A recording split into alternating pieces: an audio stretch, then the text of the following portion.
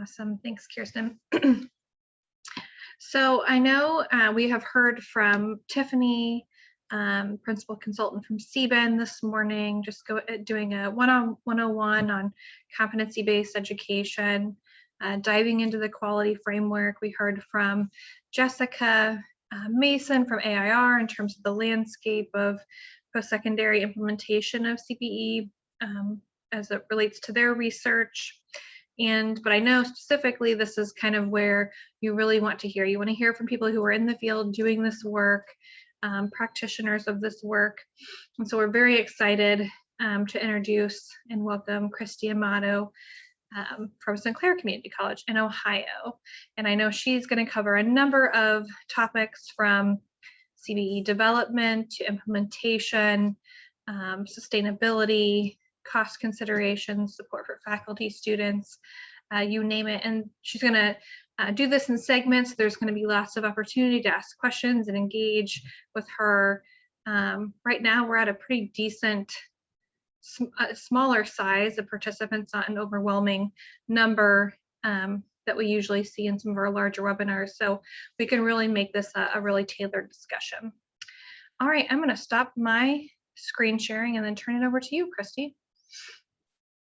Thank you, Whitney, and thanks everybody. It's great to be here with you today. I'm going to go ahead and pull up my PowerPoint. So hopefully you are looking at a title slide that says CBE at Sinclair. And to Whitney's point, I wanted to host this discussion today in a manner that works for you all. What I'm about to share with you, there's a lot of detail, a lot of information, but it's broken down kind of by what I would consider the pillars of our program development and what we've found to be useful in conversation to others.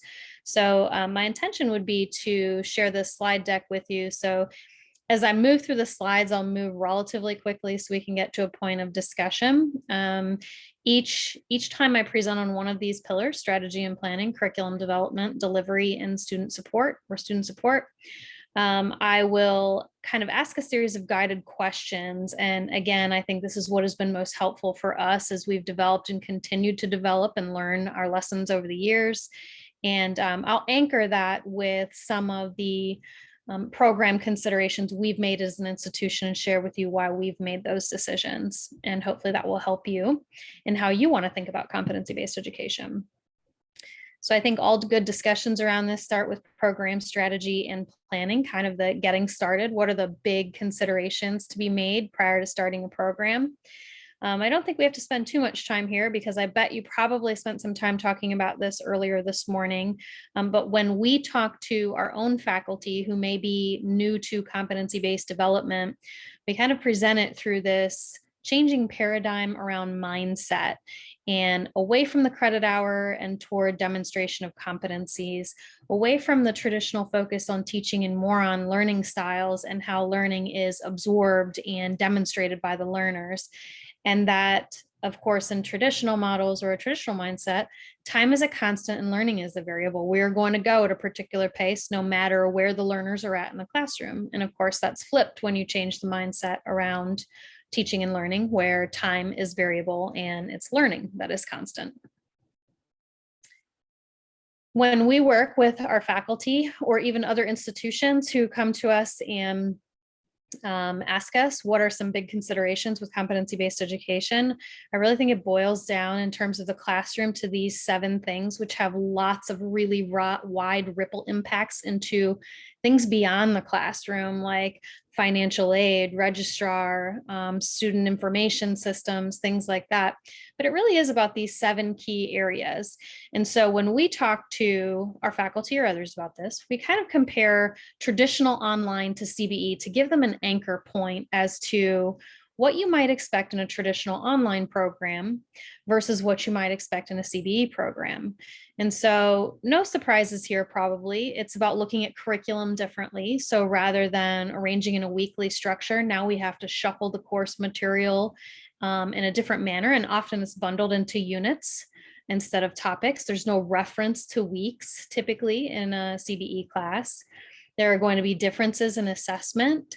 So moving away from one and done summative midterms and our final exams and moving into a method of pre-assessing students, maybe at the front of each unit to figure out, okay, what do you already know and where do you really need to focus your time? Do you need to focus your time at all in this unit? Maybe you're already proficient in this unit and can move on and bypass that unit and essentially test out of it.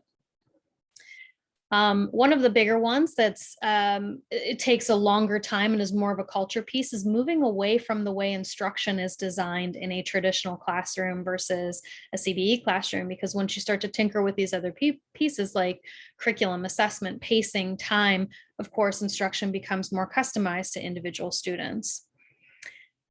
In online courses or really face-to-face or traditional in-person courses, students would advance based on time, like we just talked about. If they don't master the content, the class is moving on without them. And that is not the case in CBE. It really is customized to that individual learner. The student's going to progress at their own pace based on their knowledge level and abilities. They're going to have flexible entry and exit into the courses typically, so flexible enrollment and also completion. And then finally, at least in terms of our model, this is a big consideration for us. In our standard model of student support, often a student will initiate support if they need something. If there is a problem in the classroom, a missing textbook, they don't understand something, they are oftentimes reaching out either to their academic advisor or even the bookstore or financial aid. With CBE, we wrap those supports around them and anticipate that it will be us proactively initiating that support. Another big decision point for us, and that I think any institution will have to make, is course-based versus direct assessment. You probably heard about the different types of CBE this morning. I'll just share with you that we opted to go down the course and credit-based method of CBE. This is because we implemented in 2012 at a time when it was the conversation around competency-based education was very different then, but I would still stand by that decision today because most of our students in our community college system in Ohio will take these credits and move elsewhere. And we don't necessarily know where our university partners are at in terms of how credit is transcripting, and we don't want to have to walk back our courses to, or their direct assessment style learning or modes of learning to courses and credits. In our system, students would take a course and it would look exactly the same no matter how they took that course. So if they took English 1101 in online or in person or CBE format, it's going to say English 1101 and it's going to have a grade associated with it. That was the best path for us, given that we have such heavy transfer out for our students, and we didn't want to create any issues with their transcripting. I think another important consideration, and it's interesting over all the years that I've talked about this, how much these climates have changed around us. Initially, when I used to talk about competency-based education in the beginning, the federal climate definitely felt like more of a stumbling block. It was a barrier to get over. There's been a lot of traction over that in the last 5 or 6 years. I think it's a friendlier environment, but it is still a consideration. How does your accreditor? I'm going to guess that you're probably also Higher Learning Commission, at least most of you. You'll have your regional accreditor. You might have programmatic accreditors to consider. And so considering how that fits into what model you choose is extremely important, because most accreditors will have very strong guidance on what that should look like. At our state level, we are the Ohio Department of Higher Education is our oversight body, and they have been very friendly to competency-based education. They've stimulated and spurred a lot of state in the work work in the state, including and up to creating a competency-based statewide committee that we all came in and participated in. We had, I want to say 25 colleges and universities participate in that. And so they've been encouraging of the work, but of course, these are two things that have to be taken into consideration. What is the general regulatory climate, oversight climate, and what are relationships like with those accrediting bodies, Department of Education, and then state oversight bodies? Maybe the most important of all of these things is really the institutional forces at work. A lot of policy will have to be evaluated in competency-based programs. Faculty culture and structure and governance matters a lot. How faculty respond to bubble up initiatives versus top-down initiatives, general institutional reaction to change initiatives. In the case of our institution, There's always been a great spirit and energy around trying something new. And it's been interesting to see how that has evolved over the past year and a half, because there's certainly less energy to try new things, and the fatigue level is a little bit higher.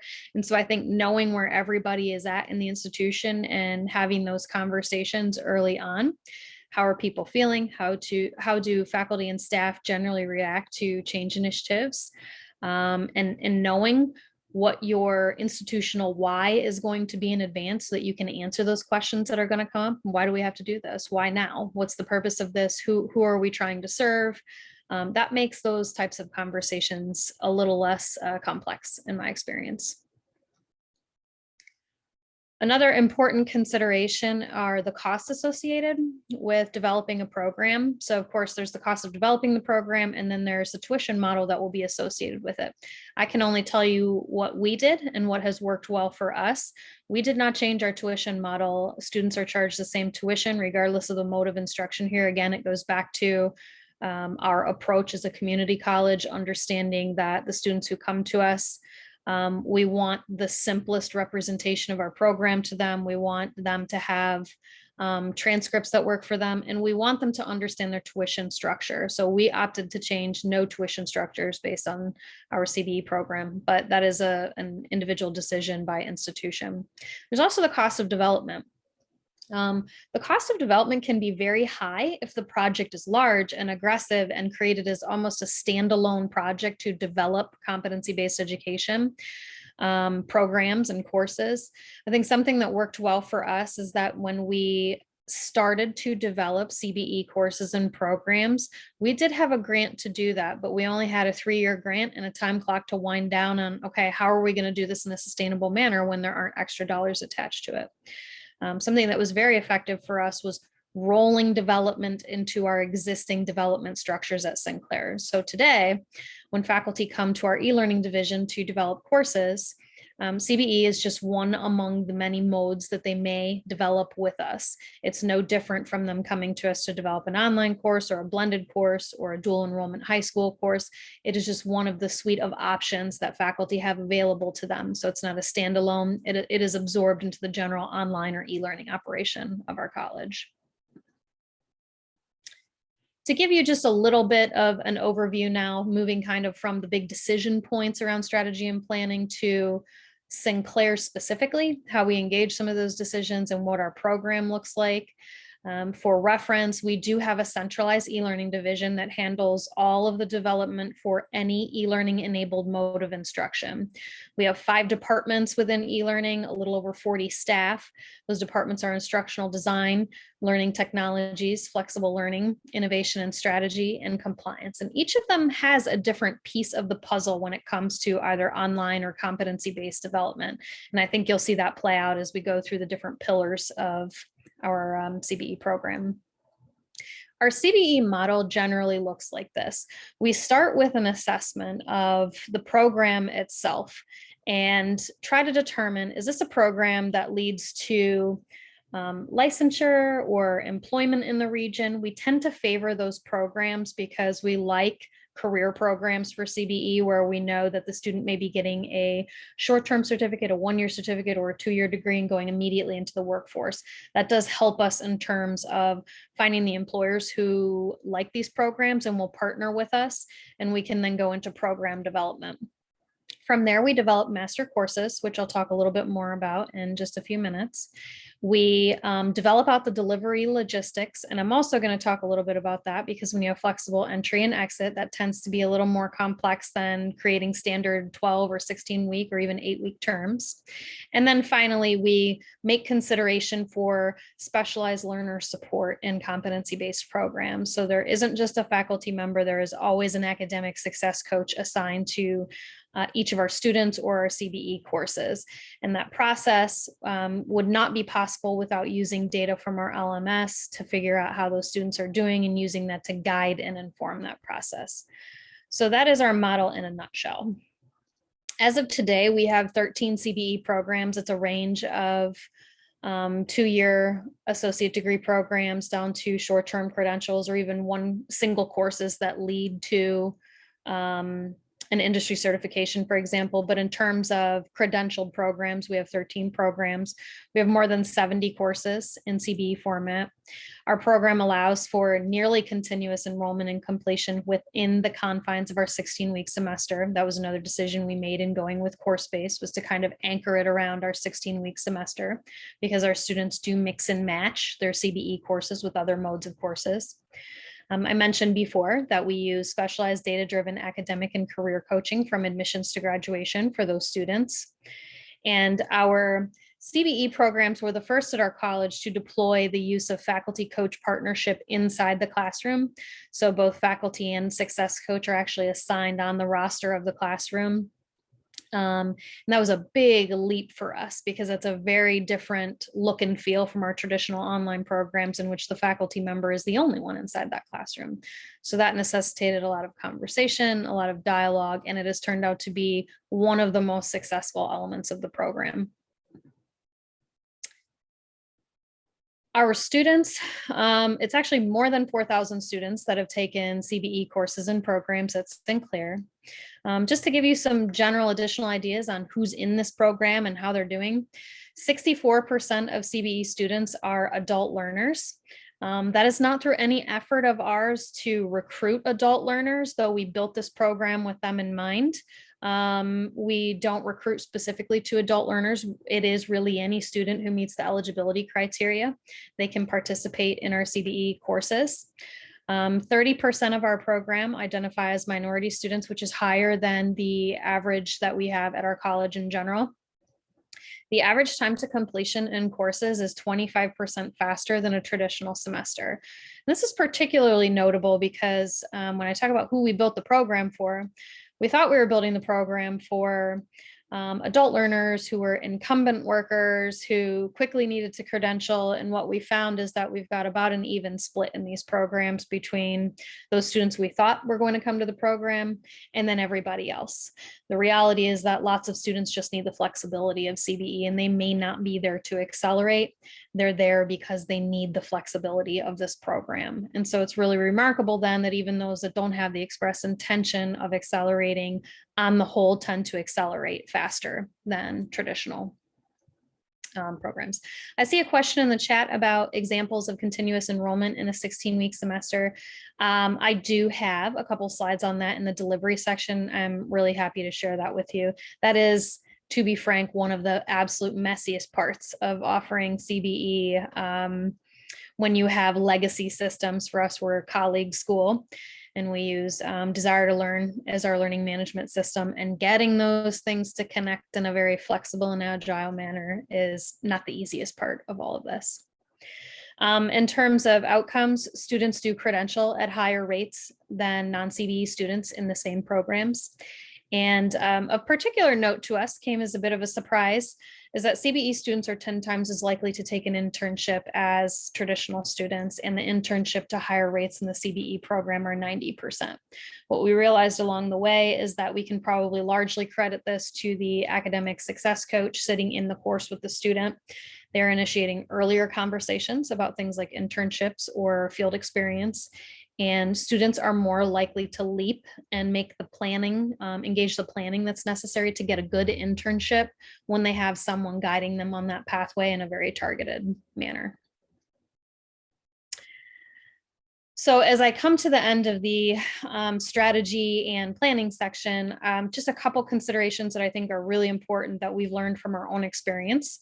The first is that it would be a misstep to assume that CBE is just a course development project. And I think possibly initially when we went in, we thought we'll build a whole bunch of courses and they will be in competency-based format and we will move on. It really became like building a college within a college. And I say that because really every function ultimately will be impacted when you're doing things like allowing students to flexibly enroll in complete courses. The bursar will be involved, registrar, financial aid, faculty governance bodies had to become involved. Our faculty senate and department chairs council had to weigh in on what this was going to look like, and our academic advising unit. So really at the end, in the course of these conversations, it is like constructing a mini college when you look at all of the ripple impacts into other areas. I also think it's important to consider that if you've seen one CBE model, you've seen one CBE model. The more I have explored, the more I realize this is implemented in very different ways at different institutions, whether it's four-year institutions versus two-year, whether it's public, private, even among community colleges, the diversity of models that exist is really astonishing. And it's probably one of the reasons that it's so difficult to wrangle things like common meaning and definitions. And I'm sure some of you sitting here may have already heard my comments on, course-based CBE and thought, well, that's not going to be for us. Or some of the structure pieces of our program, as I continue to talk, some of you will likely think that would never work at our institution. And I think it really is all about considering the cultural associations of your own institution, the pace of change at your own institution, and what works best for your faculty, staff, and students that will be involved in this program. I also think that CBE typically requires three critical things.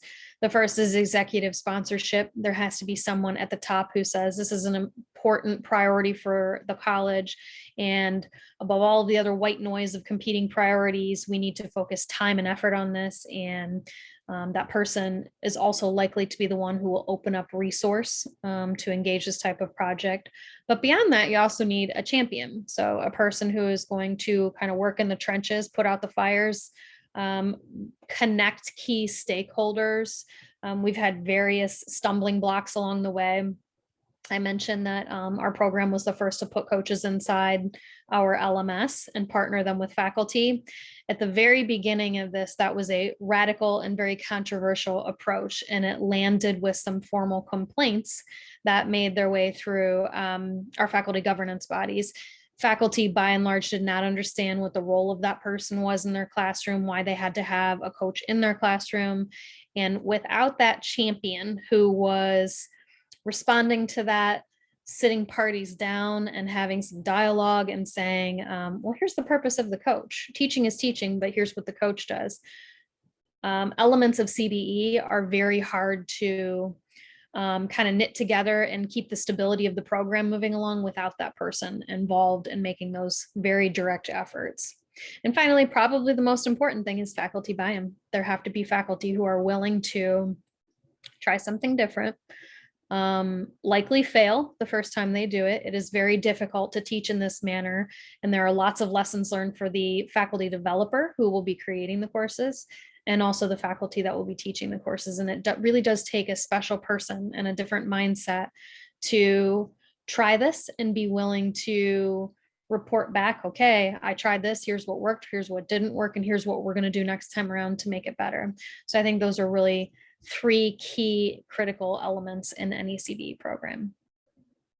So before we move on to, I believe next, we're going to talk about curriculum and course development. And as a reminder, we're going to talk about program delivery logistics and also student support. But I wanted to pause here and just ask, among the things that you've seen thus far, what are the biggest questions for you? What are the biggest what ifs or stumbling blocks or hurdles that you think you might face from a overarching strategy and planning perspective? Or are there things that you'd like to ask me specific to your own institution, or kind of what you're thinking about in terms of CBE that I could tell you what we did, and maybe that might have some impact on how you think about it for your own institution? All right, you can post these in the chat or raise your hand and Kirsten will unmute you. I see Kathy has her hand raised.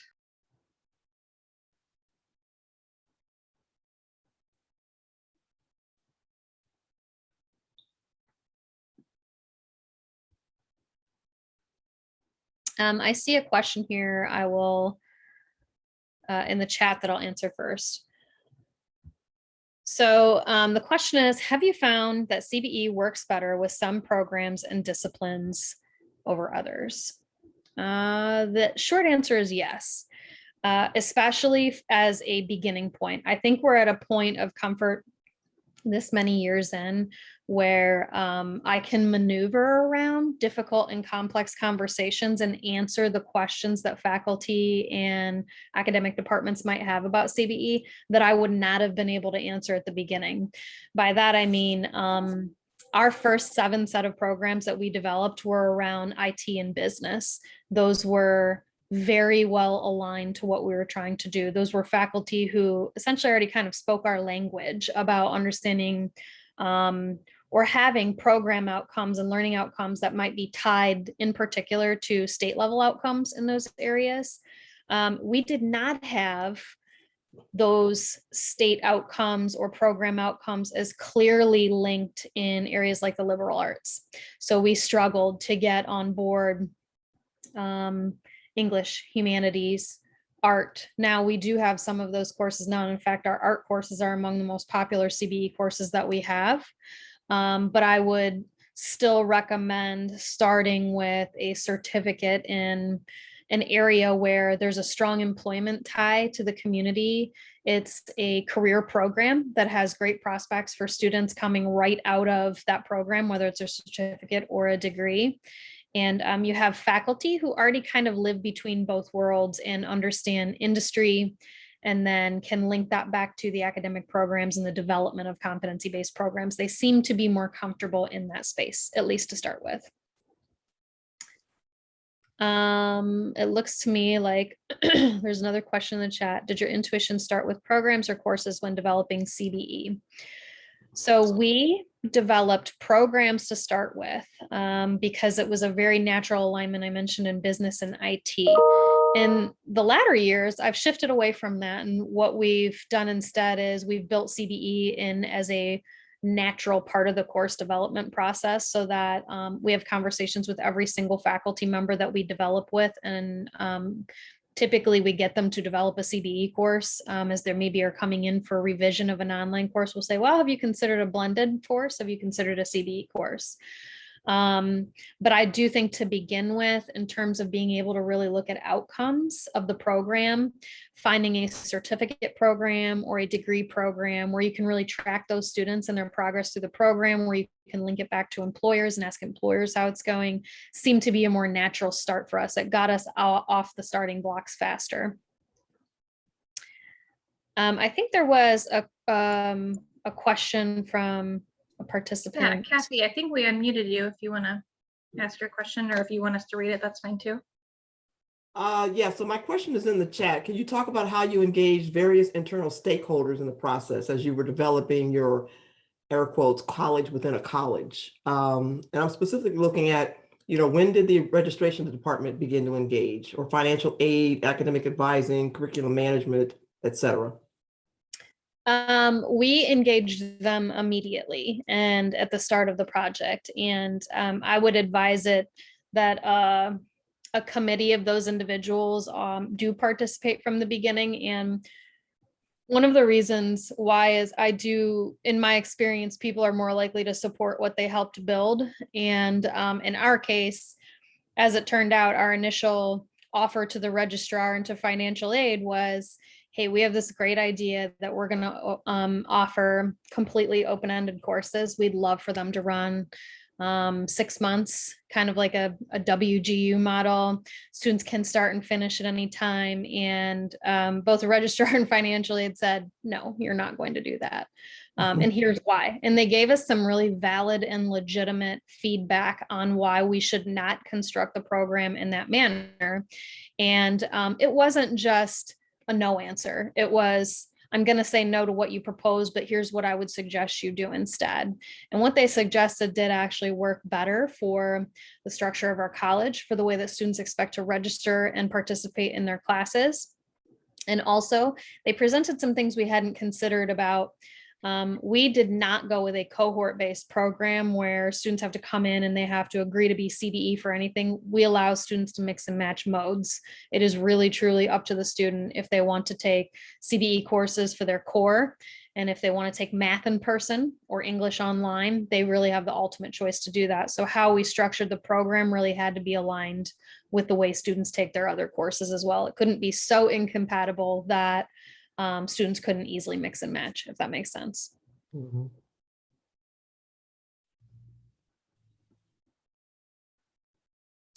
Other questions before we move on to curriculum and course development?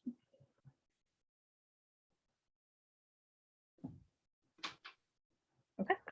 I'll just give you a brief overview of instructional design at Sinclair. We have an instructional design team of 10. Those are associate instructional designers and senior instructional designers. They work on around 100 courses per year. Those could be brand new courses into our pipeline, or they could be major revisions. So I mentioned we have a lot of cases where a faculty member might bring their business case or their business course back for revision. Maybe it's been 3 or 4 years since their course has been revised. And so at that point of revision, we might ask them, okay, do you want to build a high school course or a course for correctional facilities or a CBE course or a blended course, or do you want to do all of the above? So we do about 100 of those per year.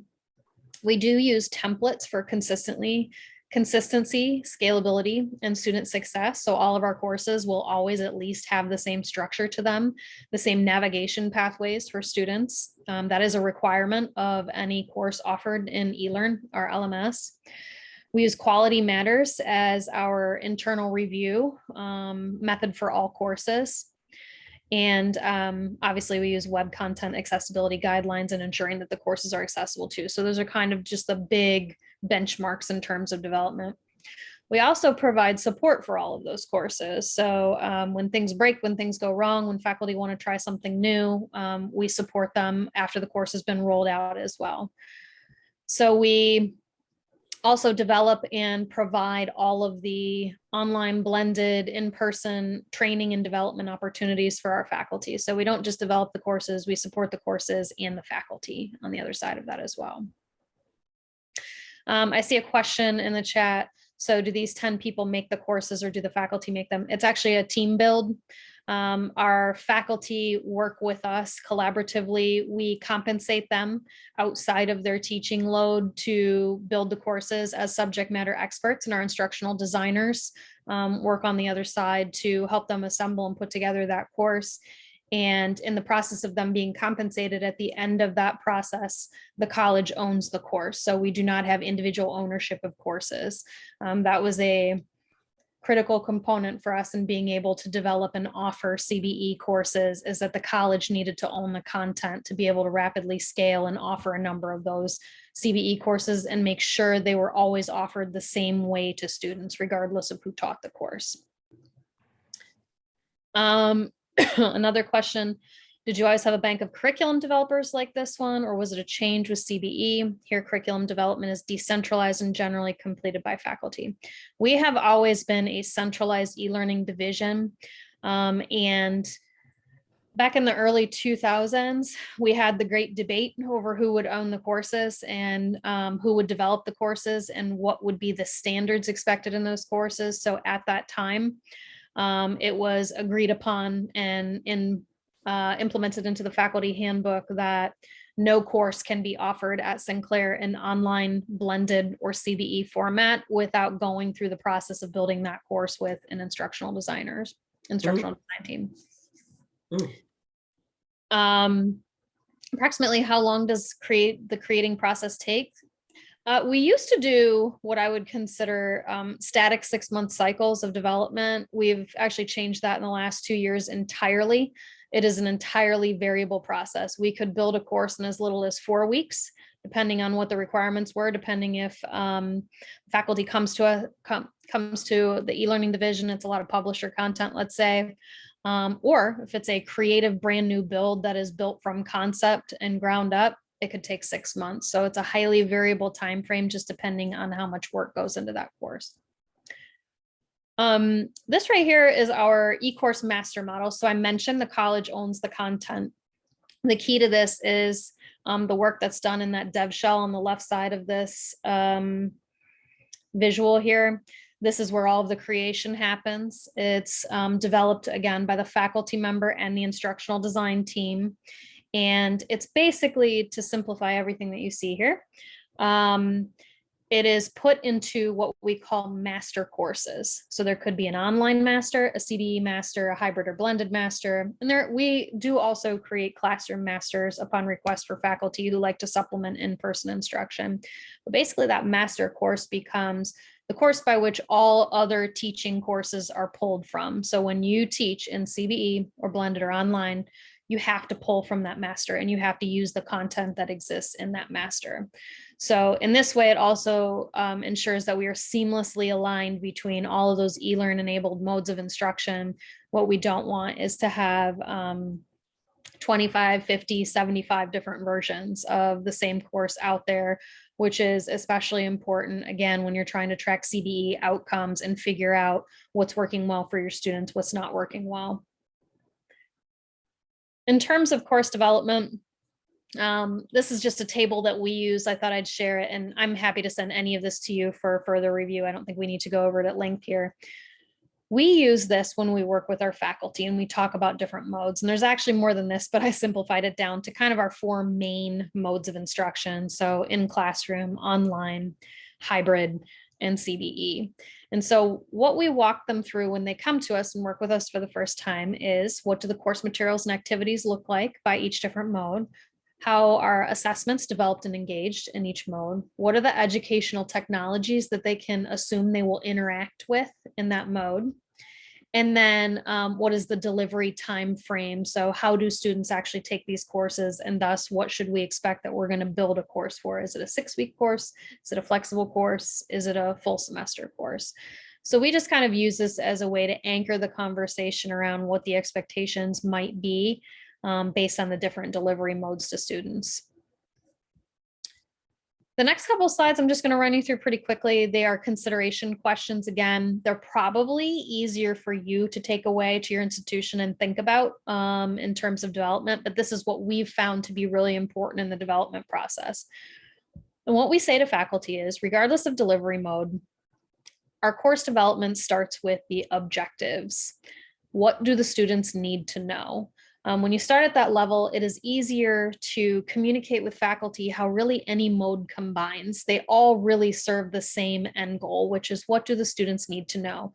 How it's packaged, how it's delivered, how it's assessed might vary based on whether or not it's hybrid or in person or CBE, but it's all toward the same end outcome, which is, what do they need to know and how are they going to demonstrate it in this classroom? Particularly important to CBE are those last 2 questions. How will student learning be assessed? And how will students and I know they have met those objectives, and what defines mastery? Most CBE programs do have a mastery threshold. So if we're going to say that we are done with one and done assessments, but that students instead, in our case, the mastery threshold is 80%.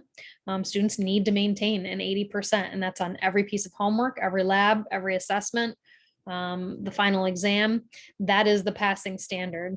So if they don't achieve that level and that standard, what's going to happen? And I'll talk a little bit more about that in the student support section and how we kind of build those expectations into the course.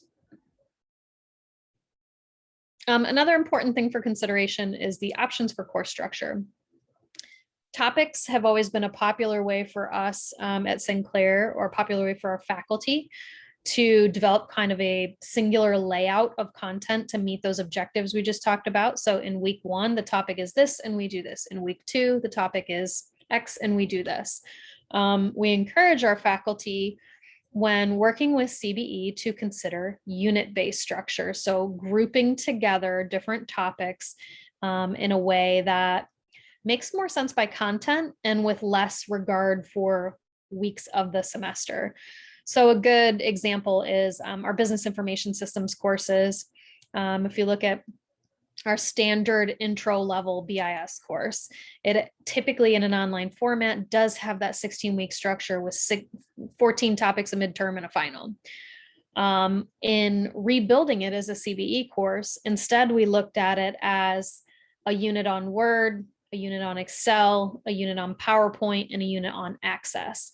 And we grouped that based on what we knew students were more likely to have kind of knowledge bubbles around. And so, for instance, when students go into that course, they most often, if they can test out of anything or bypass anything, it's going to be the Word unit. They often think they can bypass or pass the Excel or PowerPoint unit, but that's very infrequent.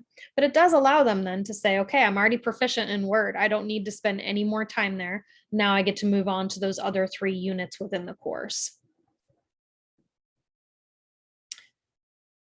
In terms of options for course assessment, there are different ways to do this. What we found most successful is pre-assessment and post-assessment. So again, maybe taking that example of the business information systems course I referenced, if it has 4 units, each of those units will have a pre-assessment on them. The student gets 1 shot at the pre-assessment. If you can pass the pre-assessment on the first try, on the first attempt, you get to bypass that unit. If you don't, you have to drop into the unit and complete all of the work associated with it, and then you take the post-assessment. The post-assessment is not a one and done. It's like we talked about, it has a mastery threshold associated with it, so they might get more than 1 attempt at that post-assessment. But with pre-assessment, because that's really more like a knowledge check, you don't want to give them multiple attempts on a knowledge check and see if they can find their way around passing that. You want to really know at first flush, do they have the knowledge and the capability to pass that unit on their own? In terms of midterm, final exam, final project, it's really just asking, are summative assessments required? In some of our CBE courses, we've moved to different types of assessment. It could be a hands-on capstone project at the end, again, demonstrating everything that's been learned. As a side note, we found this to be really effective with the academic integrity conversation. It's been a real challenge for us in the last year, as I'm sure it has been for many of you on this call, that as we've moved into a more online and remote mode of offering, we've seen a lot more cheating, a lot more of our materials ending up on quote unquote study sites. And what we've found is the courses that have been the most unaffected by that are those that have that capstone or hands-on final project, where it's so individualized that you're not going to be able to go out to a study site and pull down all of the questions from our exam pools and see if you can figure out how to take the test from that manner. In terms of retake options, I mentioned, so if mastery is the goal, how will you account for the fact that mastery sometimes takes multiple tries, multiple attempts? In our case, we do allow up to 3 attempts on any assessment or any assignment in the course. They're not just, it's not just a gimme though. You don't get to just take your test and take your test again and take your test again. So if a student does not meet the 80% threshold, they have to go back and remediate, and they have to work with their faculty member to basically create a plan for, how am I going to meet at least an 80% threshold? How am I going to pass this assessment? They go back, they take it again.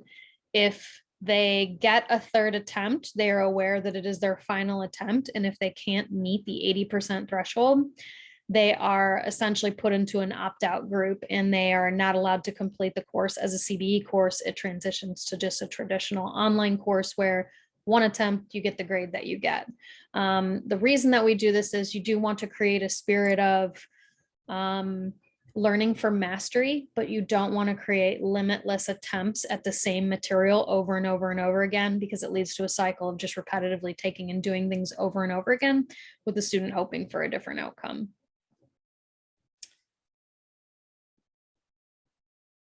I think that talking about faculty support is also key. We learned that you cannot just assume that if you work with a faculty developer and they go on and teach their course that you've done your part. In our case is the e-learning division, to build that course and support that course. So we have dynamic faculty support mechanisms that change over time. And for us, that's a CBE faculty community. So in fact, in order to teach as a CBE instructor, they have to take the teaching CBE course, and it is, without a trace of irony, it is self-paced, it is CBE. So they have to go in there and complete it as a CBE student themselves. It's a great exercise for them in understanding what they're about to face as an instructor, because it's very, very different from traditional teaching. We also still to this day, we tried to take a break from this, I'd say about 3 or 4 years ago, and discovered program meetings with academic departments are one of the most important things to maintain, no matter how seasoned or veteran your CBE program is, and no matter how long you've been offering it. We did this a lot in the beginning, found out what worked, what didn't work well.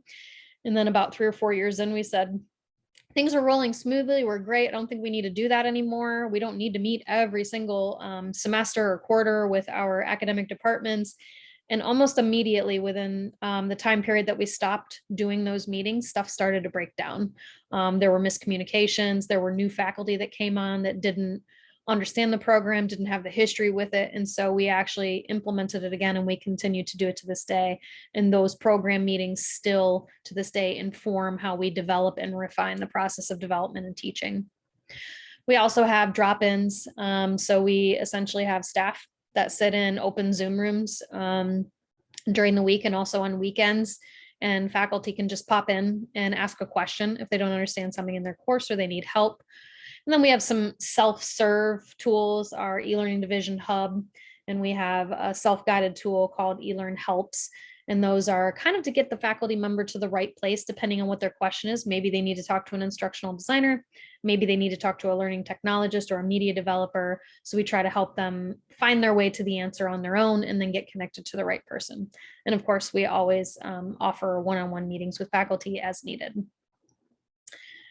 So I think some important questions to ask around curriculum and course development involve what courses or programs will best fit this delivery modality. So if you think back to that chart at the beginning of this section, when you look at educational technologies involved in different modes of offering, when you look at how assessments typically have to be developed in a CBE program to really meet the spirit and intent of CBE programs, what courses or programs fit this delivery modality? Not everything is going to be a natural fit. Considering how you develop courses now, do you have something in place where either the college maintains control and ownership of the courses? And if not, that doesn't mean that it can't happen. But what I've most often seen happen is that CBE will occur in smaller pilots and by academic departments that have a really vested interest in meeting their students' needs in this way. And those programs will look different from, for instance, our program. And the same is true of a master course. It is easier to offer programs through using a master course model because you can rapidly deploy them and you can maintain continuity across courses. But if you can't, again, it doesn't mean that you can't develop and offer CBE. It means that it's probably going to be at the academic department level by a group of faculty that may be interested in creating a pilot around this project and then seeing what happens with the growth from there.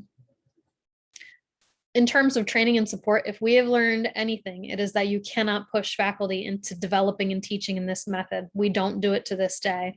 We strongly guide them toward development of CBE courses when they come in with us, but we have some faculty who flat out tell us, this isn't for me. I'm not doing this. I don't think it works well for my discipline. I don't think I'm the right person to develop or teach it. And we honor and respect that. What we found is that over time, there may be different motivators for that faculty member. Some of those faculty members who very early on said to us, I'm never doing this. I'm never developing this course. Later came back to us, having talked to a peer, someone who taught CBE, someone who developed in CBE and said, well, I'm just curious. I might be interested in developing. And so there are things that change over time in terms of the faculty member's readiness, the discipline readiness in terms of where that discipline might be at with online education and how that looks with CBE. But in our case, it's never been about pushing people where they're not ready to go. And then finally, considering how will you support faculty in a CBE modality? It can't, course development also can't be a one and done where we send faculty out and wish them the best and then don't provide them any development, training, or support on the back end. So that, I believe, is the end of curriculum and course development. I saw one additional question in the chat. Can you give some examples of what a pre-assessment looks like? I can, but I don't think I have anything loaded up and ready to go today. I'd be happy to, when the PowerPoint is shared, maybe show some screenshots of what that looks like in a given course. We've also in the past, for institutions that are serious about developing CBE, we've provided guest access to, excuse me, some of our courses for them to be able to look at them, to understand the structure of them. So for any of you who might really be at a jumping off point and could use more insight into what it looks like, I'm happy to provide that as well.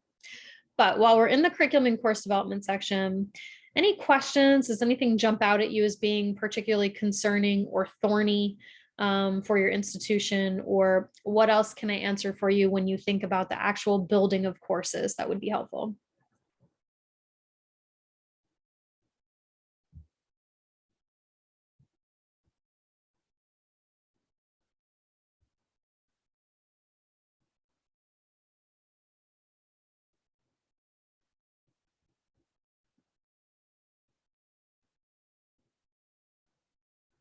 Any questions? Any comments? Concerns?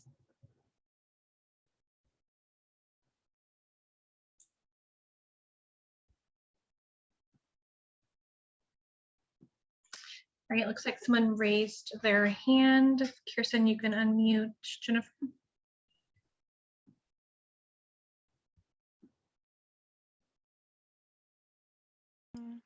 Hi, Christina. I'm Jennifer McClure. I come from the perspective of Enrollment Services, so admissions registrar, all that kind of thing. So when you have students, that maybe drop or withdraw or stop, I'm trying to get my head around how this works. And we deal a lot with weeks, obviously, and time points. How did your college, handle the common things about refunds and all of that? Is it still tied to like how long you've been pursuing that mastery in that CBE course? Do you know where I'm coming from? Am I making sense? Especially if a particular student is mixing modalities, like you said, you have an online class, a face-to-face, maybe a CBE. Can you just talk a little bit? You don't have to get into great detail, or if you want to send me a contact, that's even better. I probably will end up sending you a contact from our financial aid office. Our financial aid office is they're the set of individuals who developed out what attendance taking and satisfactory progress looked like for our CBE courses. And I will say that the way the attendance process is structured for our faculty, if a student withdraws from a CBE course, when they report out on where the student was at in the course, the way that we do that with our LMS allows them to make a more targeted assessment of how much of the course was actually completed. And I can't speak about it as articulately as our director of financial aid probably could, so I'm happy to connect you to him. We do also, it does lead to a question that I often get about how you handle students who don't finish by the end of the 16-week semester, which is another consideration where this is concerned. So what if they don't withdraw and they just don't finish the material? We do allow students to use the incomplete process to complete their course. Fewer than 1% of our students in CBE programs take an incomplete. So it does not happen often. There is typically ample time for them to finish the course. Now, if they enroll on the latter end of the semester, so when we start getting into that compressed time period at the end of the semester, we actually siphon off enrollment quite a bit, and we only allow students in who have either background in the subject material or have some demonstrated experience or acumen around how they might complete a CBE course in that short of a time period, so that we don't have to deal with students who mostly finish a course but don't. We did not opt to go with, I know there are some universities who do CBE where if the student doesn't finish, they just roll them into the next term and re-register them for the same course. That was going to be way too messy for us as an institution. As a community college in particular, we already deal with students having to do things like retake courses, and it's problematic for financial aid. So we typically use the incomplete process.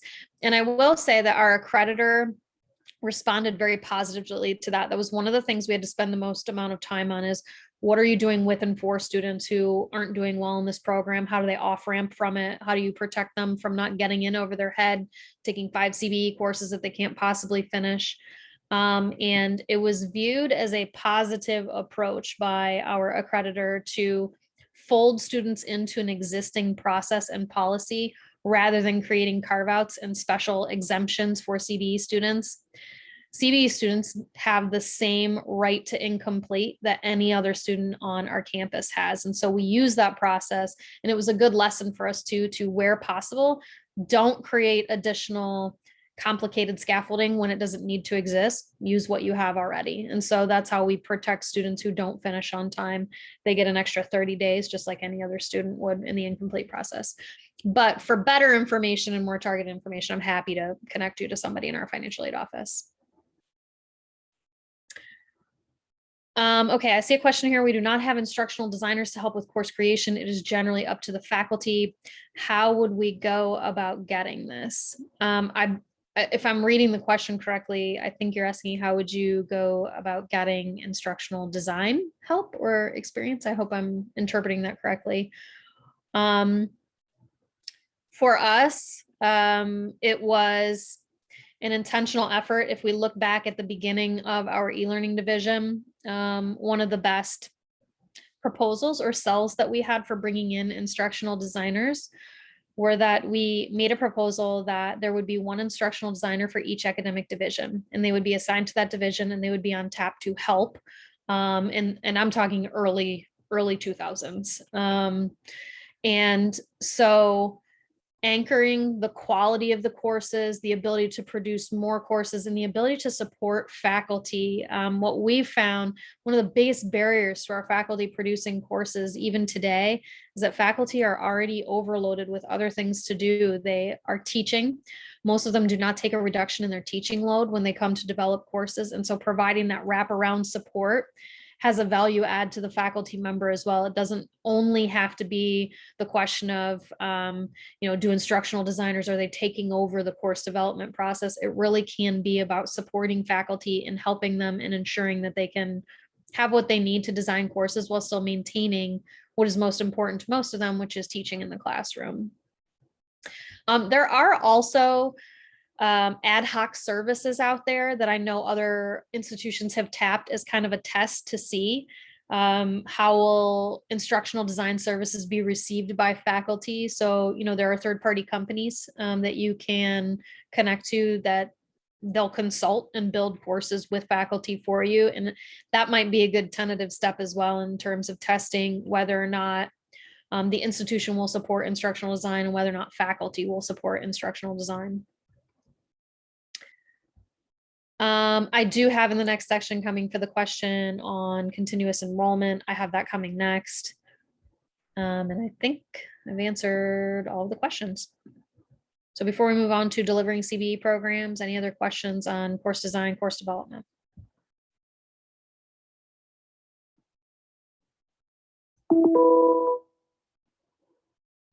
Oh, no, Kathy, that is totally fine. There's a lot of information in here. And so, yeah, I know it can be a little overwhelming, but we are here right now. This is the section where we're going to talk about delivery. I just think at the start of it, some key considerations are, what is the style of offering that the course will be? Because this impacts a lot of how scheduling decisions will have to be made. Is this a blended or hybrid course, or is this online? I didn't even put face-to-face on here because I feel like it's the least common mode of offering programs that are competency-based.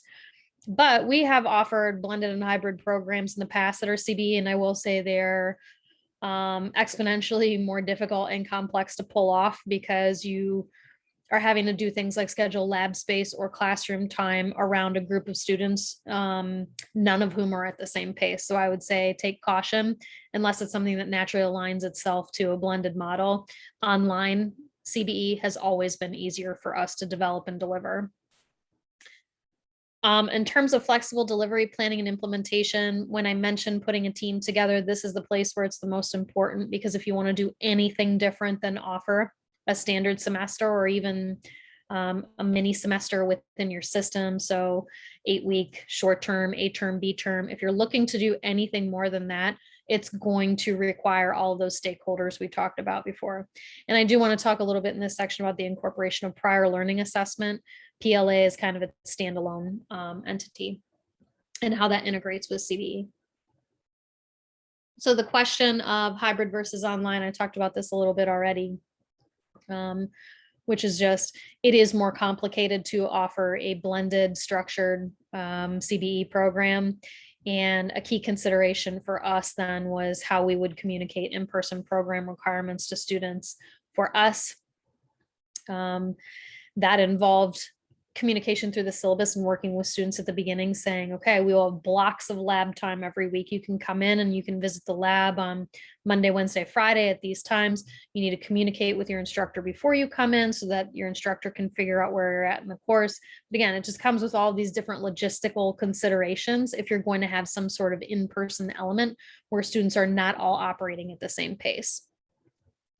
So when we talk about flexible delivery, we are referring to both the flex pacing that occurs in the classroom, the flexible actual delivery of the course itself, and also that open entry, open exit system of finishing classes. And I say open entry, open exit, but that's probably a misnomer. And I think you'll see why in just a minute. There are constraints around our scheduling system based on how we built it and based on the limitations of working in colleague. We've already talked about at length the bringing stakeholders to the conversation early. Something that really helped us in the beginning, I mentioned when we went to our registrar and we said, we have this fantasy about how we're going to offer these courses. And she said, no, you're not going to offer your courses that way. It did help us to have kind of tucked in our back pocket some examples of alternative or flex scheduling that we had already done. So we had a real estate program that ran completely on its own calendar. We have an automotive program that runs in very distinct ways apart from our academic calendar, but is still sort of folded into the semester system.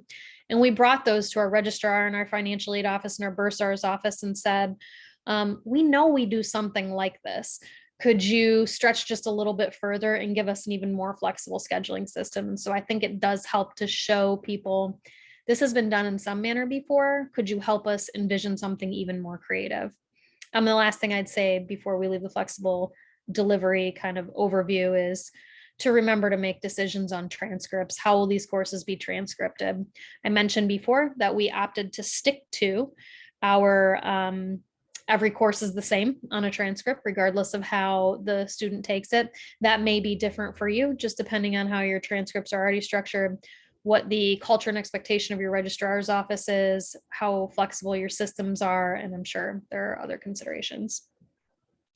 So when we talk about the actual delivery of our courses, this is the model that we built that we still use today. Didn't start out this way, has flexed and evolved over the past 10 years to look like this. So in the center here, you'll see a timeline for the 16-week semester. And this is how we enroll. We put up sections for students that are numbered. They are always numbered in the same way. So when a student sees an 800 section number attached to a course, over time they become aware this is a CBE course. Our courses are the only ones that get these section numbering. So it comes to mean something in terms of how we schedule courses over time and what that communicates to students. But basically, for every single CBE course that we have, we put into the schedule sections 801 through 806, and they correspond to these weeks that they point to here on the timeline of the term. So going back to our BIS 1101 course, that BIS 1101 course, if it's CBE, will have section 801, 802, 803, and so on through 806. We do not allow students to register past week 12 of the term. We do not want students to have any less or any fewer than 4 weeks to complete their courses in CBE format. We have found it generally doesn't work. They should probably evaluate prior learning assessment if they can complete it that fast. Within these 2-week sections that you see here, we get a lot of flexibility because really we can go up to the what we would call the census deadline for that course. So an 801 section, really we can put a student in at any point between week 1 and week 2, and then we roll over into the next section. So it gives us the feeling and the practice for students of allowing them to enroll really at any time during the first 11 weeks of the term. And then after week 12, the final withdrawal deadline, no more enrollments. What you might imagine is that on the back end, that can become pretty messy for faculty. So let's say you get 5 students that register for 801, 1 for 802, 7 for section 803. We can't have different faculty members for every single section of that course because really altogether, this probably equals 1 or maybe 2 courses in terms of faculty load. But we also don't want to have faculty checking 6 separate sections of the same course. So what we do is we use those registration sections, 801 through 806, and we drop them all into the same teaching section in our LMS eLearn. So a student who registers in section 801 will wind up in that teaching section down there. Student who registers in 805 will wind up in that same teaching section. And basically all term long, those students funnel into a single section by which the faculty accesses their course, teaches their course, and logs grades for their course. That did require some kind of retrofitting and configuration on our end from both IT and our research and analytics department. And I will also say, when you look at this, it's not as awesome and amazing as seeing that envisioning that I had at the very beginning of our CBE program, which was one giant section by which all students registered and had flexible entry and exit. But this is what works to get us within our SIS and its integration with eLearn to where we need to go to get a number of students into these courses in a flexible manner throughout the term. I will also say this has been one of the most challenging things I have witnessed any other traditional institution such as ours tackle. And this is the number one thing that we get questions on. How do you get students in and out of those courses using Colleague and using your LMS? And so this is the model that we put together to accommodate for that. Just a quick note on CBE and PLA. Whenever we build a CBE course, we do build a corresponding prior learning assessment exam to go with that course. Our logic behind that is if a student truly has full competency in a course, it is unfair and probably unethical to make them go through the CBE course and pay for the CBE course if they can test out of that course fully. So anytime we develop a CBE course, we also develop an exam to go alongside it. That means that a student who comes in and says, I think I am proficient, I think I can pass BIS 1101, and I don't even need to take this course, they get a crack at the prior learning assessment. So they can take that exam. If they pass it, they do get PLA credit for that course. We kind of view CBE as an intersection point between a traditional course and a learning experience for a student and prior learning assessment. So you do really assess prior learning inside CBE courses. I mentioned that we have these units where there are pre-assessments. So there are opportunities at a more granular or incremental level for students to demonstrate prior knowledge. But a student in a CBE course cannot rise to the level of passing a prior learning assessment and is not 100% proficient or even 80% proficient across an entire course subject.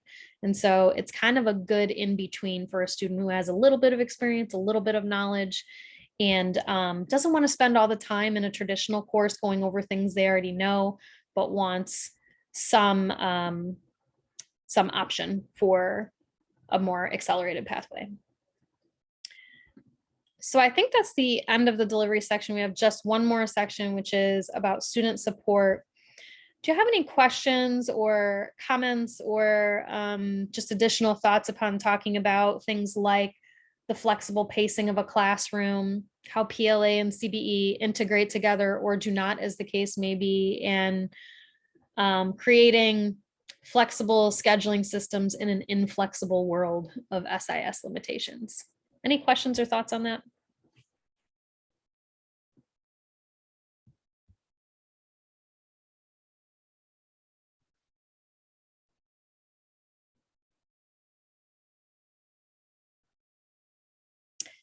How do you address high school dual credit? That is something I know that we have high school students that are in our CBE courses, but I'm not an expert in this area, and so I don't want to speak out of turn. I think that College Credit Plus, our system in Ohio for dual enrollment, means that a student will typically take our courses. There's some variability in who's teaching the course. Sometimes it's a high school teacher, sometimes it's one of our instructors. But again, I know too little about this to speak articulately about it, but I'd be happy to connect you with someone if you have some further questions on it. I see a question here. Are any of the courses run through the non-credit department? We do have a very small number of CBE courses that are run through workforce development, which is our non-credit side. To be 100% honest, we have found more success with enabling students to take CBE on the credit side. What we find is that there are many more students out there who have some knowledge and want college credit.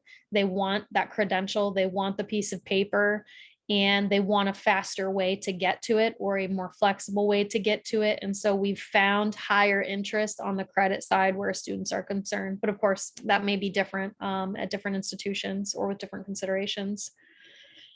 If the student passes the PLA, are they awarded full credit for the course and no further courses needed? Yes. So our PLA exams are anywhere between free and about $60. So it does provide the student a pathway that is very low cost, that truly, if you have proficiency in something, you can take that test. Now it's transcripted a little bit differently with PLA. There is a designation on the transcript that indicates that this was awarded credit through exam. And of course, that's not eligible for financial aid. What we find is that when given the option, overwhelmingly students choose the CBE course over the PLA exam because their knowledge of a subject tends to be like Swiss cheese. It is not linear. They don't have gaps in knowledge that fit into a kind of linear structure. It's that they know a little bit about this and they know a little bit about that. And so that does help them in the CBE classroom because they can kind of speed through units based on that knowledge, but they can't pass a PLA exam based on those gaps in knowledge that they have. At what point can a student taking a CBE course opt into a PLA? Is there a cutoff date? We do not allow them once they are enrolled in the CBE course, they're no longer pursuing PLA because they do typically have access to the entire course. And so if they've made the decision to register for that course, they're going to take the course. Now, of course, they can always withdraw from it. They can go back and take the PLA, but I've not known of anyone to do that. Overwhelmingly, students will typically, again, choose the CBE over the PLA route, but we don't make an off-ramp from the CBE course into a PLA exam. Can you talk about scheduling? In terms of scheduling, I think I know what you're asking. Students really can choose how they schedule their own CBE courses. A lot of it, as you might imagine, is financial aid contingent. And so if a student has no financial aid considerations, really they could just in a serial manner, take one course at a time. And as they finish that course, they can start a new course. But most students cannot do that because they need to be at least half time to receive financial aid. So what we most often see is that they'll sign up for 2 courses. They'll take those courses simultaneously. They tend to not finish them at the same time. They might finish one course really fast and then move into another course, and they'll register for that course at the time. Students absolutely have the option. So let's say a student comes in and there are 2 courses in sequence and they say, I'm going to sign up for the 801 section of this course and I'm going to finish it in 4 weeks. So I'm going to sign up for the 805. Very rarely does it work out how they expect it will work out. So often they're moving that other section on the basis of either finishing sooner, but more often finishing later than they assume they would. So as long as they finish their enrollments by week 12, they can really structure the scheduling however it works best for them. If they don't have financial aid considerations, it's always easier and more flexible for them. There is a percentage of a program or maximum number of credit hours that we allow for PLA. I don't know what it is off the top of my head, but I can find that out for you. Do the instructional designers create the PLAs or the faculty? It is usually the faculty. So when I mentioned that in the e-learning division, when faculty come in, we develop all these different modes of courses. We also develop the PLA at the same time. So sometimes that can be them putting together their summative, midterm, and final and creating a large enough question bank that we can create an exam out of that. Other times it could be something very different and creative with the PLA. It just depends on the course. It depends on the type of assessments in the course, and it depends on the faculty member. So we do compensate them to make PLAs if they're making something from scratch. It would be the faculty member whose subject matter expertise is required for that PLA. We can't create a PLA without them. I think I answered all the questions that I could. I know I have several out there that I did not answer, but I will, if I can get a transcript of the chat after this, I will follow up on the questions I was not able to answer today. Just to make sure we get through in the time that we have, I'll go ahead and move on to CBE student support. It is an often under-considered but extremely important component of CBE. It is my personal belief that we could not have the CBE program that we have today without this element and the thoughtfulness and the intentionality of the design of it. So this is just a chart that's basically a map of what success coaching looks like, and how we anchor together with the student at the very beginning of the program and follow them all the way through, whether they're transferring to a university or whether they're being placed into a career. They stick with the same person. And this has been a really key element in keeping students motivated, on track, keeping them on map.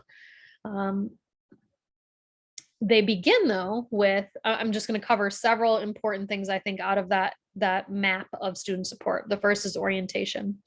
You can't have a CBE program without an orientation for students. It is an essential part of ensuring that they have told you as a college that they know what they're getting themselves into. We deliver ours through our LMS. It's a non-credit requirement, so it's hooked as a tag to our courses. You can't sign up for a CBE course as a student without taking this and showing successful completion of it. All it really does is sets them up for how this is going to be different for them from previous courses, meaning, no, you're not going to have a week 1 assignment that's due at the Sunday night, 11:59, week 1, and so on and so forth. You're going to have to self-pace. So we do some self-assessments with them in the orientation that assess how ready are you for this as a student? Can you really self-guide yourself through this course in terms of pacing? They'll have lots of support, lots of wraparound, the customized instruction from the faculty member. But the reality is, if they disappear, they disappear. So we need to know up front, do you have the skills and the capabilities to be successful in this environment? The additional entry requirements, we do require a minimum 2.0 GPA. In most cases, we would prefer for them to have even higher, because GPA is a known indicator for us in success of this program. Students with a 2.5 GPA or higher and students with previous online course experience are the most likely to be successful in CBE at our institution. We've tested for every other factor. The only connections we can find is whether or not they have that GPA threshold and if they've had some experience with online courses. Another key part of this is progress monitoring and intervention. Internally, we built a dashboard that allows us to pluck data from our learning management system. It's kind of live time data about what the student is doing in the course. So this is what a success coach's caseload might look like. This is all fake data, no FERPA violations here. But what you're looking at is every day when our success coaches come to work, this is what they do. They log in, they look at this, and they're looking for sort of those red button indicators on a student's record that says something is happening here that needs attention. It could be that the student has failed an assessment. It could be that it's been more than a week since the student has interacted in the course at all.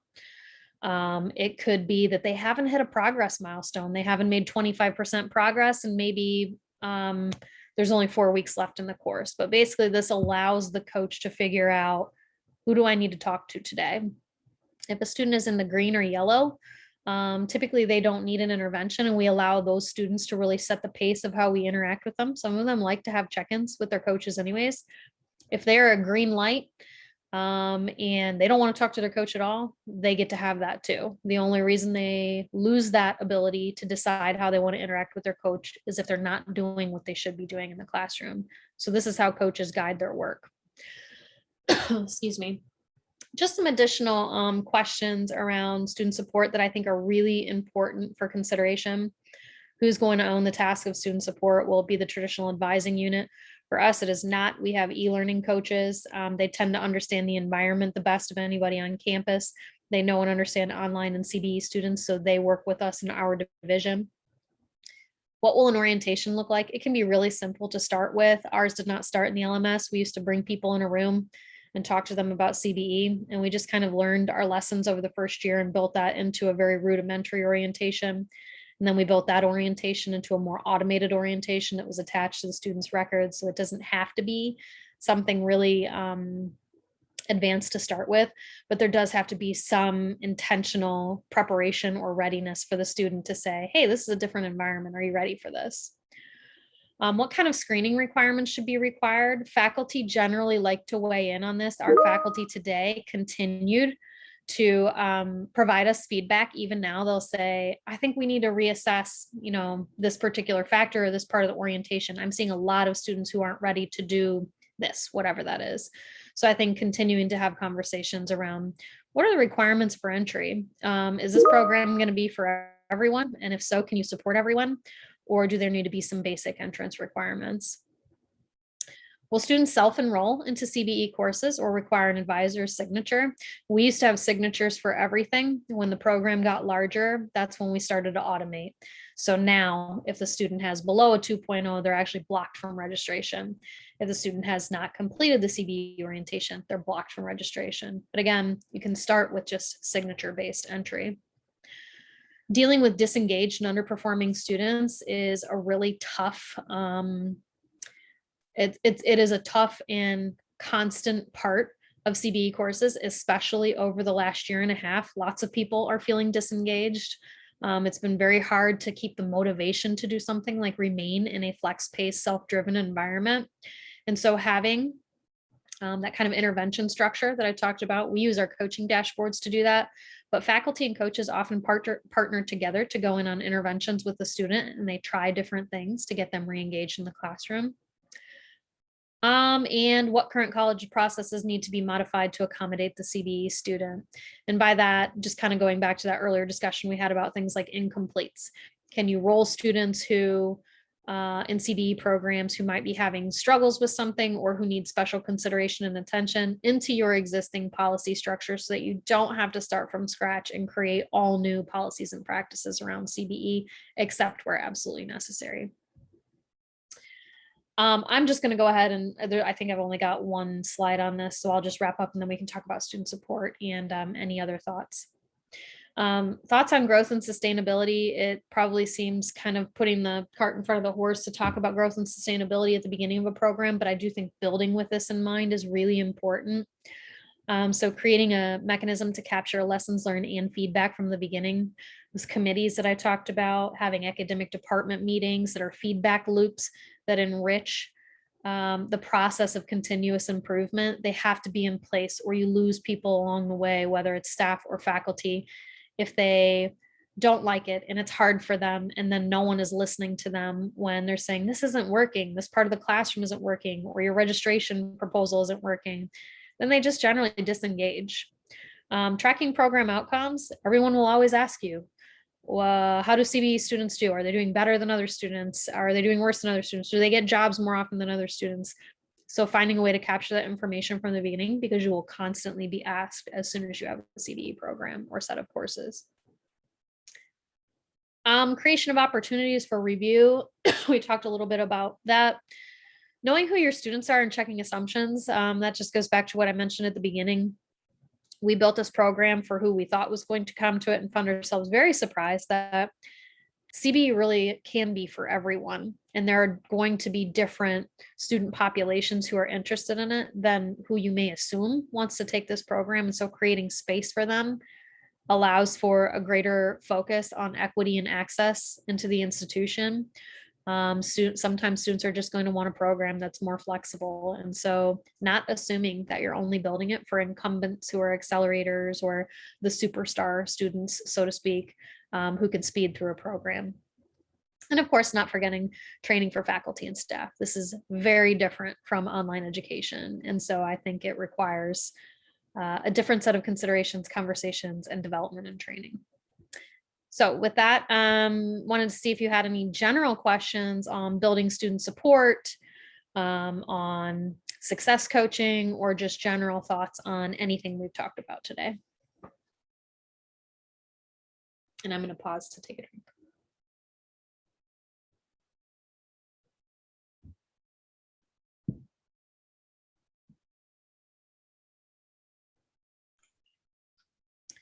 While we're waiting to see if anybody has questions, like I said, I put a lot of information in the PowerPoint today because I find that when we talk about this, often it is the absorption of a tremendous amount of information and context at once. And sometimes just having these slides to refer to with those questions or guided questions for discussion is more helpful even than sitting here and us having this conversation, to take it back with your colleagues and say, what do you think about this? Have we considered this? And so again, I'm happy to share that, and hopefully it will guide more targeted and helpful conversations among your colleagues. This has been super helpful, Christina, and we'll give it another minute or two to see if folks have any additional questions. I think you're right. I think this is a lot of food for thought, and I think a lot of the considerations in terms of barriers or additional issues or just things for opportunity as well are really going to help spur some of these conversations locally. We're always looking to hear about the local context, and so I think this has really contextualized this for us. And I know I've learned a lot, and I'm hoping that some of the institutions in Illinois that are really interested in pursuing this work, this has given them some thoughts about who to engage and some of the questions to start asking to get this going. So I really do appreciate you sharing your information from Ohio, and we're very excited to be able to support this work. So, and Christina's slides will be available to you, and again, the recording will be available to you as well. Christina, I will get you the chat as you had requested. Thank you. If there's any additional information you want to provide, that'd be helpful, but I know you're pulled into many directions as well. So, all right, I'm going to share my screen, and we're going to close this day up. It's been a long day, and I recognize that. We were really hoping to be in person here and be able to do some more interactivity, but I think the presenters today have done a really great job of pausing for question and answer and trying to facilitate a really great discussion. So let me see, we got right. So it is right at 2:45. We've been doing really well in terms of time. So I'm just going to close this up here, but I did want to talk a little bit about where do we go from here, right? We're sharing this information with you. We know that there's been a lot of interest on competency-based education in the field, both from a knowledge perspective, but also wanting to maybe develop programs and implementation, and where do we start? And so I did want to share a couple of things with you. So one, resources. Of course, this is one of many webinars and resources that we're going to provide to you. I'm going to show you, if I can. We'll see if it works. Kirsten, are you seeing this drive? Are you still seeing the slides?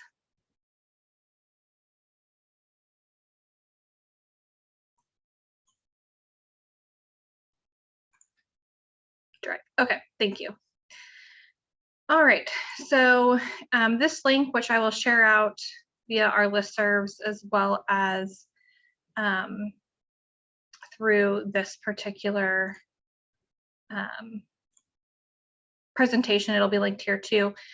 Because we're having still some issues with our website, and it's easier sometimes just to do a Google Drive, is I've created a Google Drive for competency-based education with some of our resources. So I've started to put it together by topic, and what I've done, so let me click on one to show you, is I've pulled in various presentations that I felt were really helpful that I've watched over the years. Some of these are from the CBE conferences, which Tiffany talked about earlier. our equity collaboratory that I talked about earlier. I have one here so you can kind of see the work that we've been doing through that. So different presentations, different sort of homework assignments, reports. And so I've tried to put this by sort of topic area. This forum, this is where you will find the presentations. We'll also try to get the recordings in here if we're able to. If not, we'll just put a link to the recordings so that you can access those. And this is open for editing. So if you guys have a resource that you want to share, stick it in one of these folders, that's fine too. There's a number of examples from other states here that I think are really helpful. So, you know, I've worked with a couple of colleagues from Texas A&M Commerce, and they've done a lot of work in competency-based education. So you can just see some of their information here. And again, this is all accessible to you through this link. Hopefully this works for you all. All right, so that's just one of many resources. Let me see if I can get back to my slide now. Okay, the second thing is funding. So we've been working to identify some additional funding to support the system in this work, mostly because there are some significant costs in planning and program startup, and we understand that. And of course, we want you guys to be able to build this into your sustainability. And over time, a lot of the research shows that it does pay for itself, but it takes some time in order for it to do that. So while I can't say too much, we will be releasing some sort of grant initiative in the near future to help support program development for competency-based education, likely sector-based, and some sort of cohort model so that you're in some sort of learning community with colleges who are focusing on like programs. And so be on the lookout for that. And then capacity building. So, you know, we are a small agency.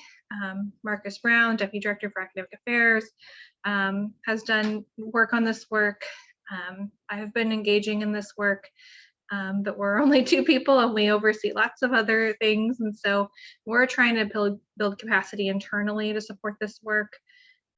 So we've done a few things. One, we've brought on NIU, who I'll introduce here in a second, the folks from NIU Ed Systems, to help us build some capacity in terms of supporting the system and some of this work, and that we can bring on some experts too. So of course, we've partnered with the Illinois Center for Specialized Professional Support, who is putting on the forum today as a pre-session to the Forum for Excellence. And of course, we're bringing in different presenters and different practitioners across the country to share with you. And so again, this is all part of our effort to build some capacity for us, but also for you in the system. So at this point, I'm going to turn it over to Ginger and Heather. They're going to quickly just talk about some of the work they're doing on our behalf. Let me see if I can unmute them, or Kirsten, if you want to unmute them. Let me see. I can, 1 second. I'm doing Ginger and who else? Okay, I just did it, I think. So Heather and Ginger. Yeah, Ginger here. Can you hear me? Sure can. Terrific. Thanks, Whitney, and thanks for such a really great day. This was really informative, so I'm sure I'm speaking for lots of folks. We are excited to help with this work too, and we've been working most specifically with the institutions who are part of that equity collaboratory, and our next steps in pushing the work forward in the next few months are some interviews with the equity collaboratory participants, just to get a feel for exactly where everyone is, what their entry points are, what kind of specific needs they have. And for those of you in the audience who are participants, we are going to meet on October 6th, and I've sent an email about that to discuss your action plans. Please join us if you're available and interested. If you're not available at that time but still interested, also just reach out to me and we can figure something else out. We're going to do a series of faculty focus groups because obviously, as you've heard over and over again today, engaging faculty in a productive way is going to be super important. And so we're going to try to get a sense for where faculty are in terms of their understanding of CBE, what their kind of concerns and questions are. In the spring, we will have a webinar with some CBE high schools. And the idea there is to figure out what about the CBE models are worth their lessons learned and their challenges, and what kinds of things can you take on your journey from their journey. And we'll also have a webinar on an Illinois model called the Greater Peoria Essential Abilities and Knowledge, GPEAK, we call it. And excuse me, we think that will be super useful for you as you're thinking about implementing competencies. We'll have a virtual CBE forum where we'll be able to hear from the Equity Collaboratory participants about their progress and, again, successes, lessons learned, challenges, barriers.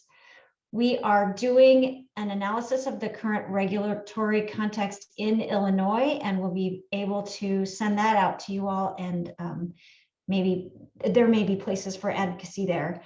And we will help Whitney build out her resource bank that she started. I didn't see how awesome that Google Drive was, Whitney, so I'm just going to start building in there rather than us doing our own thing, and also some leading models. And so we are here to help as you are trying to start to think about how to implement these things. And so please reach out if there are things we can do to help.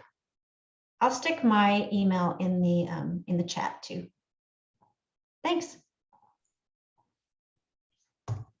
Awesome. Thank you so much, Ginger. All right. So that pretty much brings us to close. We do have a few minutes if there are any questions for any of the presenters or panelists today. I truly do appreciate their time. I appreciate your time. You know, it's been a long day, and I appreciate you guys sticking with us. A lot of information, and we hope that you found it helpful. So I'll hang on for a few minutes in case there are questions, but if not, I hope you guys have a wonderful day. It looks pretty beautiful, at least here. So and I look forward to seeing some progress, hopefully, in the system in this space. So.